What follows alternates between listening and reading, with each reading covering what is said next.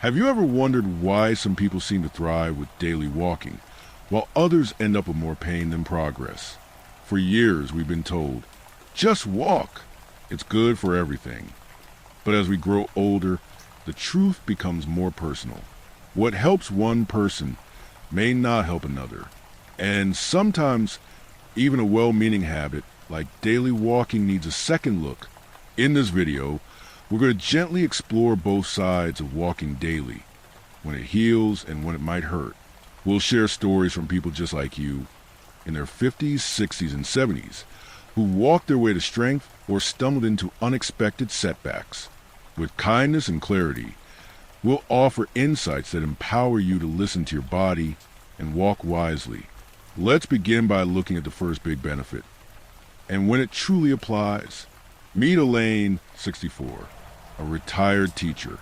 She struggled with stiff knees every morning. Her doctor recommended gentle walking daily. Reluctantly, Elaine started with just 10 minutes around the block. Within 2 weeks, her joints felt more fluid.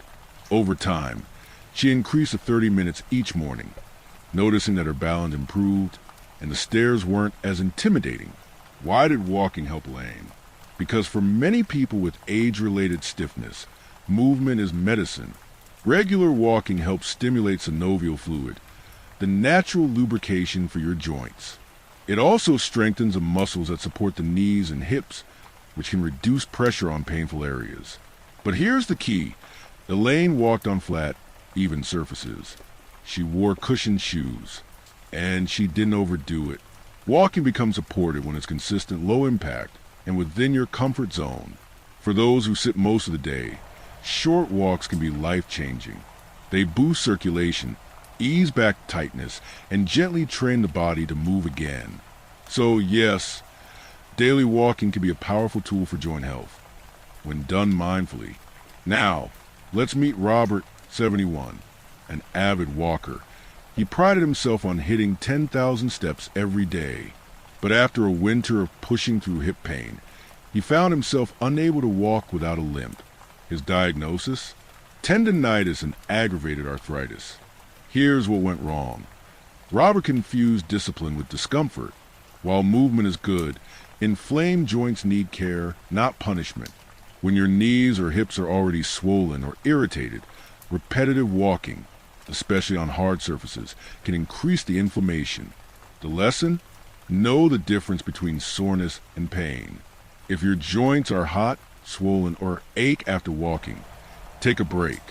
Use ice, elevate your legs, and consider alternatives like swimming or cycling until inflammation subsides. Robert took 3 weeks off, did physical therapy, and then returned to walking with shorter, softer routes.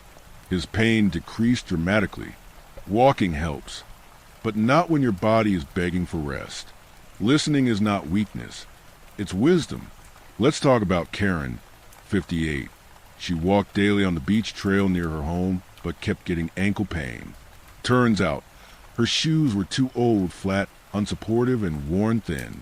Once she switched to orthopedic walking shoes with proper arch support and shock absorption, the pain disappeared. Karen even added soft insoles, which made her walks feel like floating. Shoes are often overlooked, but they're crucial. Look for options that offer good arch support, cushioned soles, a snug fit that doesn't cramp toes.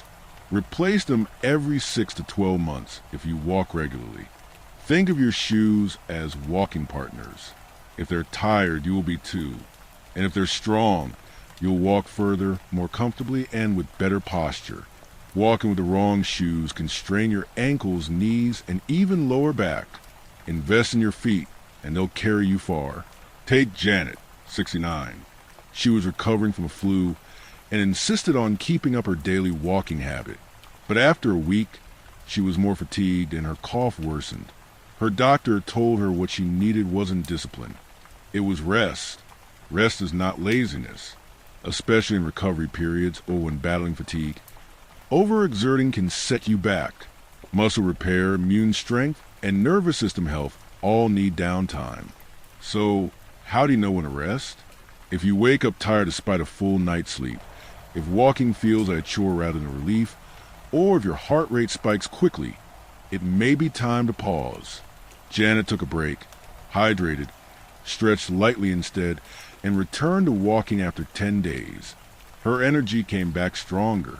Walking is a gift, but only when your body is ready to receive it. Peter, 66, was feeling isolated after retiring. Days felt long and heavy. At his daughter's suggestion, he began walking each morning without his phone, just listening to the birds, watching the leaves, and breathing deeply. The change was profound. Within a week, his mood lifted. He found himself looking forward to those quiet walks. Over time, he noticed improved sleep, reduced anxiety, and even more creativity.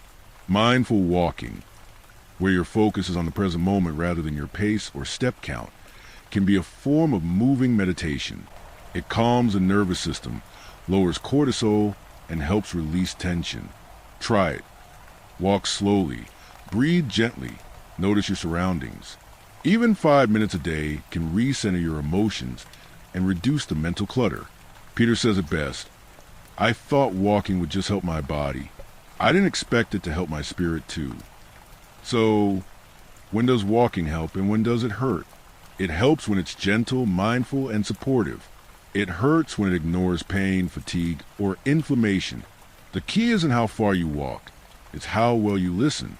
Listen to your knees, your energy, your shoes, your heart. Walking can be medicine, but only when taken in the right dose. Which lesson spoke to you most today? Have you had moments where walking helped you heal, or times when it made things worse? Share your story in the comments. And if this video brought you clarity or comfort, please like, subscribe, and share it with someone you care about. Your steps matter. Let's take them wisely, together.